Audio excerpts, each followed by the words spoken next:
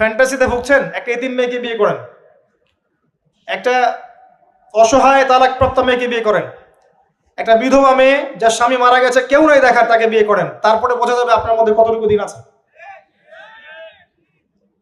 আর বর্তমান সভ্যতা আমাদের কি সমাধান দিবে?